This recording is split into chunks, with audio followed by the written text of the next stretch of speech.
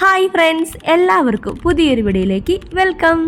ഇന്ന് ഞാനും അമ്മയും കൂടി ഗുരുവായൂർ അമ്പലത്തിൽ 10ാം നാളത്തെ ഉത്സവം കാണാൻ പോവാണ് കേട്ടോ. ഉച്ച സമയത്താണ് കേട്ടോ ഞങ്ങൾ വീട്ടിൽ നിന്ന് അമ്പലത്തിലോട്ട് പുറപ്പെട്ടത്. അങ്ങനെ ഞങ്ങൾ ഈ അമ്പലത്തിലെത്തി. ഇന്ന് നിങ്ങൾ കാണാൻ പോകുന്നത് ഉത്സവത്തിൻ്റെ എല്ലാ കാഴ്ചകളുമാണ്. ഞങ്ങൾ രണ്ടാളും ഈ പൊരുവെയിലത്ത് കൊട പോലും ചൂടാതെ ഗുരുവായൂർ അമ്പലത്തിൻ്റെ വടക്കേ നട ഭാഗത്തു കൂടിയാണ് കേട്ടോ അമ്പലത്തിലേക്ക് കടന്നു ചെല്ലുന്നത്. ഫസ്റ്റ് ഞങ്ങളുടെ കണ്ണിൽപ്പെട്ടത് ദേ ഈ ഒരു രൂപമാണ്. സാക്ഷാൽ ഗുരുവായൂരപ്പൻ 5 തലയുള്ള സർപ്പത്തിൻ്റെ മുകളിൽ നൃത്തമാടുന്ന ഒരു ഭാഗമാണ് നിങ്ങളിപ്പോൾ കണ്ടത്. ഈ കാണുന്ന രൂപങ്ങൾക്ക് പുറമെ ഒരുപാട് നല്ല കഥകൾ ഒളിഞ്ഞിരിപ്പുണ്ട്. എനിക്കറിയാവുന്നൊരു കഥ ഞാൻ ചെറിയ രീതിയിൽ ചുരുക്കത്തിൽ നിങ്ങൾക്ക് പറഞ്ഞു തരാം കേട്ടോ. ഈ ഒരു രൂപത്തിൽ ഗുരുവായൂരപ്പൻ കാളി എന്ന വലിയ പാമ്പിൻ്റെ തലയിൽ ചവിട്ടി നിൽക്കുന്ന ഒരു ഭാഗമാണിത്. യമുനാ നദിയിൽ കാളി എന്ന കൊടും വിഷമുള്ള പാമ്പ് ജീവിച്ചിരുന്നു. അതിൻ്റെ വിഷം കാരണം നദിയും ചുറ്റുപാടും വളരെ അപകടകരമായി. ഇതുമൂലം ആ പ്രദേശത്തുള്ള ജനങ്ങൾക്ക് ബുദ്ധിമുട്ടുകൾ വന്നു തുടങ്ങി. ബാലകൃഷ്ണനായ ഗുരുവായൂരപ്പൻ നദിയിലേക്ക് എടുത്തു ചാടി പാമ്പിൻ്റെ പല തലകളുടെ മുകളിൽ കയറി നൃത്തം ചെയ്ത് ആ കൊടും വിഷമുള്ള പാമ്പിനെ കീഴടക്കി. പിന്നീട് ആ പാമ്പിനെ കൊല്ലാതെ അതിനെ മറ്റൊരു സ്ഥലത്തേക്ക് പോകാൻ അനുവദിച്ചു. ഇതിലൊരു സന്ദേശം കൂടിയുണ്ട് കേട്ടോ. ദുഷ്ടതയെ കീഴടക്കുന്നത് ദൈവത്തിൻ്റെ ശക്തി, ഭക്തരെ രക്ഷിക്കുന്നത്. തൻ്റെ ഭക്തർക്ക് വേണ്ടി ഭഗവാൻ എന്തും ചെയ്യുമെന്നാണ്. ഭക്തരുടെ സംരക്ഷണത്തിന് വേണ്ടി ഏതറ്റം വരെയും ഗുരുവായൂരപ്പൻ കൂടെ ഉണ്ടാവുമെന്നാണ് സന്ദേശം. ഇതൊരു വലിയ കഥ തന്നെയാണ്. ഞാൻ ചുരുക്കത്തിൽ പറഞ്ഞു എന്ന് മാത്രം. ഗുരുവായൂരപ്പൻ്റെ കഥകൾ ഒരുപാടുണ്ട്. ഒരു ദിവസം കൊണ്ടൊന്നും അവസാനിക്കുന്നതല്ല. എന്തായാലും ഈ ചെറിയ കഥയോട് കൂടിയിട്ട് ഞാൻ എൻ്റെ കഥ അവസാനിപ്പിക്കുന്നു. പിന്നീട് എപ്പോഴെങ്കിലും ഇനി പറയാട്ടോ. ഗുരുവായൂർ അമ്പലത്തിൽ എത്തിയ ശേഷം ഒരുപാട് ആളുകൾ ഫോട്ടോ എടുക്കുന്ന തിരക്കിലാണ്. അതുപോലെ തന്നെ എൻ്റെ അമ്മയും കുഞ്ഞാറ്റയും അമ്മയും ഫോട്ടോയുടെ കാര്യത്തിൽ ബെസ്റ്റാണ്. ബെസ്റ്റ് രണ്ടാൾക്കാരാണ്. രണ്ടാൾക്കാർക്ക് എത്ര ഫോട്ടോ എടുത്താലും മതിയാവില്ല. ഈ കാണുന്ന രൂപം കണ്ടപ്പോൾ എനിക്ക് ആദ്യം ഒരു പേടിയൊക്കെ തോന്നി. പിന്നെ താഴത്തോട്ട് നോക്കിയപ്പോൾ ദേ നമ്മുടെ കുഞ്ഞികൃഷ്ണൻ ഇരിക്കണു. എന്തൊരു ഭംഗിയാണെന്നറിയോ കാണാനായിട്ട്. ജയശ്രീ ലോഡ്ജിൻ്റെ അവിടെ ഈ ഒരു ഐറ്റം കണ്ടപ്പോൾ എനിക്ക് ഒത്തിരി ഇഷ്ടപ്പെട്ടു കേട്ടോ. ഇവിടെ വന്ന് ഞാനും ഒരു ഫോട്ടോ എടുത്തു. എന്തൊരു ഭംഗിയാണെന്നറിയോ കൃഷ്ണനെ കാണാനായിട്ട്. പിന്നെ ഗുരുവായൂർ അമ്പലമൊക്കെ എന്തൊരു ഭംഗിയായിട്ടാണ് കിടക്കുന്നത്. ഫുൾ ക്ലീൻ ചെയ്ത് വൃത്തിയായിട്ടാണ് കിടക്കുന്നത്. ഈ കാണുന്നതാണ് ക്ലോക്ക് റൂം. സ്മാർട്ട് വാച്ചും മൊബൈൽ ഫോണും ചെരുപ്പും ബാഗും ഒക്കെ ഇവിടെ കൊടുത്തേൽപ്പിച്ചിട്ട് വേണം അമ്പലത്തിൻ്റെ ഉള്ളിലോട്ട് കയറാനായിട്ട്. അവിടെ വലിയ തിരക്കൊന്നും കണ്ടില്ല. ക്ലോക്ക് റൂം വഴി ഞങ്ങൾ നേരെ അമ്പലത്തിൻ്റെ ഫ്രണ്ടിലോട്ടെത്തി. കാഴ്ചകളെല്ലാം കണ്ടു നടക്കുന്നതിനിടയിൽ അമ്മയുടെ മനസ്സിലൊരു ആഗ്രഹം കടന്നുകൂടി. അന്നദാനം കഴിക്കണമെന്ന്. വീട്ടിൽ നിന്ന് ഉച്ചയ്ക്ക് ഭക്ഷണം കഴിച്ചിറങ്ങിയ ആളാണ്. പക്ഷെ അവിടെ എത്തിയപ്പോൾ അന്നദാനം കഴിക്കണം എന്നുള്ളൊരു ആഗ്രഹം അമ്മയുടെ മനസ്സിൽ കടന്നു കൂടിയിട്ടുണ്ട്. പക്ഷേ എൻ്റെ ലക്ഷ്യം അതൊന്നും ആയിരുന്നില്ല.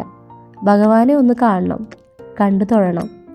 അതുപോലെ തന്നെ ഉത്സവത്തിന് പങ്കെടുക്കണം, പറവയ്ക്കൽ കാണണം. ഇതൊക്കെയായിരുന്നു എൻ്റെ മനസ്സിലുള്ള ലക്ഷ്യവും ആഗ്രഹവും. അതെന്തായാലും സാധിച്ചെടുത്തു കേട്ടോ. പിന്നെ ദേ ഈ ഒരു താമരക്കണ്ണനെ കണ്ടപ്പോൾ അവിടെ നിന്ന് മാറി നിൽക്കാൻ തോന്നിയില്ല. എന്തൊരു ഭംഗിയാണെന്നറിയ കാണാനായിട്ട്. ക്യൂട്ട്നെസ് വാരി വിതറിയിക്കാണ്. ഇത് കണ്ട് കുറേ നേരം നിന്നു. പിന്നെ അമ്മയ്ക്ക് കുറച്ച് ഫോട്ടോസൊക്കെ എടുക്കണമെന്ന് പറഞ്ഞു. അങ്ങനെ ഫോട്ടോസൊക്കെ എടുത്തു കേട്ടോ. ഒരു കയ്യിൽ വെണ്ണയും മറു കയ്യിൽ വെണ്ണയുടെ കുഞ്ഞിയെ പാത്രവും പിടിച്ചിട്ടിരിക്കുന്ന ഇരിപ്പ് കണ്ട. ഈ ഒരു കുഞ്ഞിക്കണ്ണനെ സ്ഥാപിച്ചിരിക്കുന്നത് വൈഷ്ണവം സ്റ്റേജിൻ്റെ തൊട്ടടുത്താണ് കേട്ടോ. ആരെങ്കിലും ഗുരുവായൂർ പോകുന്നുണ്ടെങ്കിൽ എന്തായാലും താമരക്കണ്ണനെ പോയി കാണണേ. ഉത്സവത്തിനോടനുബന്ധിച്ച് പറ വയ്ക്കലുള്ളത് കൊണ്ട് അതിൻ്റെ ഒരുക്കത്തിലാണ് എല്ലാവരും. ഒരു ഭാഗത്ത് അന്നദാനം, ഒരു ഭാഗത്ത് പറ വയ്ക്കണ തിരക്ക്, മറുഭാഗത്ത് കാഴ്ചക്കാർ കാണാതിരിക്കുന്നവർ. ഉച്ചയോട് കൂടിയിട്ട് പറവയ്ക്കൽ തുടങ്ങുന്നതാണ് എല്ലാവരും വിചാരിച്ചത്. അതുകൊണ്ട് എല്ലാവരും ഇരിക്കാനുള്ള സെറ്റപ്പൊക്കെ ചെയ്തു തുടങ്ങി കേട്ടോ. ഞാനും അമ്മയും കുറച്ചു നേരം അങ്ങോട്ടും ഇങ്ങോട്ടും ഈ ചിത്രങ്ങളും ഇവിടുത്തെ കാഴ്ചകളും എല്ലാം കണ്ടു നടന്നു. ചുമർ ചിത്രങ്ങൾ കാണാനൊക്കെ എന്ത് ഭംഗിയാണെന്നറിയോ. കുറച്ചു നേരം ഞങ്ങൾ ഓഡിറ്റോറിയത്തിൻ്റെ അവിടെ പോയിരുന്നു. പിന്നെ അവിടെ നിന്ന് എണീച്ചിട്ട് നേരെ പിന്നെ വൈഷ്ണവം സ്റ്റേജിൻ്റെ അവിടെ പോയിരുന്നു. കുറേ നേരം അങ്ങനെയൊക്കെ ചിലവഴിച്ചു. ഗുരുവായൂർ പോയിരുന്നാലേ നല്ല സമാധാനവും സന്തോഷവും എവിടെ നിന്നാണ് കിട്ടണമെന്ന് അറിഞ്ഞുകൂടാ. അമ്മയുടെ മുഖം ഇപ്പോഴും ഒരു മൂഡ് ഓഫ് പോലെ. അന്നദാനം കിട്ടാത്തതിൻ്റെ വിഷമാണ് കേട്ടോ. തെക്കേ നടപുര ഭാഗത്താണ് കേട്ടോ അന്നദാനം കൊടുക്കുന്നത്. അവിടെ നല്ല തിരക്കുണ്ട്. ഒരു ഭാഗത്ത് ഭക്ഷണം കഴിച്ചിട്ട് കൈ കഴുകി ഇറങ്ങിപ്പോണ ആൾക്കാർ, മറുഭാഗത്ത് ഭക്ഷണം കഴിക്കാനായിട്ട് തിക്കും തിരക്കും കൂട്ടുന്ന ആൾക്കാർ. വരി കെടുക്കുന്നത് ഏതോ ഒരു ലോകത്ത്. അതുകൊണ്ട് വരിക്ക് നിൽക്കണ്ടെന്ന് അമ്മോടി മുന്നോറേ പറഞ്ഞു. വരിക്ക് നിന്ന് കഴിഞ്ഞാൽ ഇന്നൊന്നും ഭക്ഷണം കഴിച്ചുള്ളിൽ നിന്ന് ഇറങ്ങില്ല എന്നുള്ള കാര്യം നല്ല ഉറപ്പാണ്. ആ തിക്കിൻ്റെയും തിരക്കിൻ്റെ ഇടയിലും പെട്ടിട്ട് അമ്മയ്ക്ക് ശ്വാസം കിട്ടാണ്ട് ബുദ്ധിമുട്ടാവണ്ടെന്ന് വിചാരിച്ചിട്ട് അമ്മേനെ ഞാൻ അങ്ങോട്ട് കൊണ്ടുപോയില്ല കേട്ടോ. ഇത് സേഫ് അല്ലാന്ന് തോന്നി. അതുകൊണ്ട് നേരെ തിരിച്ച് ഇങ്ങോട്ട് നടന്നു. പിന്നെ ദേ ഈ ശിവനെ കണ്ടപ്പോൾ അവിടെ നിന്നൊരു ഫോട്ടോ എടുക്കണമെന്ന് പറഞ്ഞു. അങ്ങനെ ഫോട്ടോ എടുത്തു കേട്ടോ. ഫോട്ടോഷൂട്ടെല്ലാം കഴിഞ്ഞ് അമ്പലത്തിൻ്റെ ഫ്രണ്ടിലുള്ള ഒരു ഹോട്ടലിലേക്ക് അമ്മേനെ കൊണ്ടുവന്നു. മസാല ദോശ കഴിക്കണമെന്നാണ് ആൾക്ക് ആഗ്രഹമായിരുന്നത്. പിന്നെ അത് പഴംപൊരിയിലേക്ക് കടന്നു. 2 പഴംപൊരിയും വാങ്ങി ഓരോന്നോരോന്നും കഴിച്ചു. പിന്നെ 2 ജ്യൂസും വാങ്ങി, ഒരു കുപ്പി മിനറൽ വാട്ടറും വാങ്ങി. അങ്ങനെ അതവിടെ കഴിച്ച് നേരെ ഞങ്ങൾ പുറത്തോട്ട് ഇറങ്ങി. വിഷു ആവുന്നതേ ഉള്ളൂ. അതിനു മുന്നേ കണിക്കൊന്നയെല്ലാം കടകളിൽ വന്നു തുടങ്ങിയിട്ടോ. വീട്ടിൽ നിന്ന് രാവിലെ ഭക്ഷണം കഴിച്ചിട്ട് ഉച്ചയ്ക്കൊന്നും കഴിക്കാതെ അമ്പലത്തിൽ വന്ന എനിക്ക് വലിയ വിശപ്പൊന്നും തോന്നിയില്ല. രാവിലെയും ഉച്ചയ്ക്കും ഭക്ഷണം കഴിച്ചിട്ട് അമ്മയ്ക്ക് എന്തോ വിശപ്പ്. അത് പ്രത്യേകിച്ച് ഭഗവാന്റെ അന്നദാനം ഉണ്ടെന്ന് പറഞ്ഞപ്പോഴാണ് കേട്ടോ.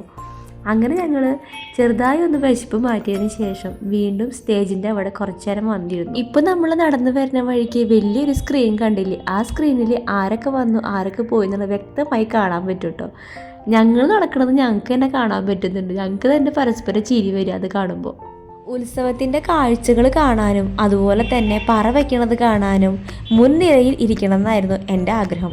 അതുകൊണ്ട് തന്നെ വൈഷ്ണവ സ്റ്റേജിൻ്റെ ഫ്രണ്ടിൽ ഗ്രില്ലിൻ്റെ അവിടെ നിലത്ത് ഞാൻ അമ്മയും കൂടി ഇരുന്നു കേട്ടോ. ഒറ്റ ചെയറും നമുക്കിരിക്കാനായിട്ട് അവിടെ കിട്ടില്ല. എല്ലാവരും മുന്നോർ തന്നെ ബുക്ക് ചെയ്ത പോലെയാണ് ഇരിപ്പ് കണ്ടാൽ. അവിടെ വരിക, ഓരോരുത്തർക്കും ഇഷ്ടപ്പെട്ട ചെയർ പിടിക്കുക. ആ ചെയർ പിന്നെ ആർക്കും വിട്ടുകൊടുക്കില്ല.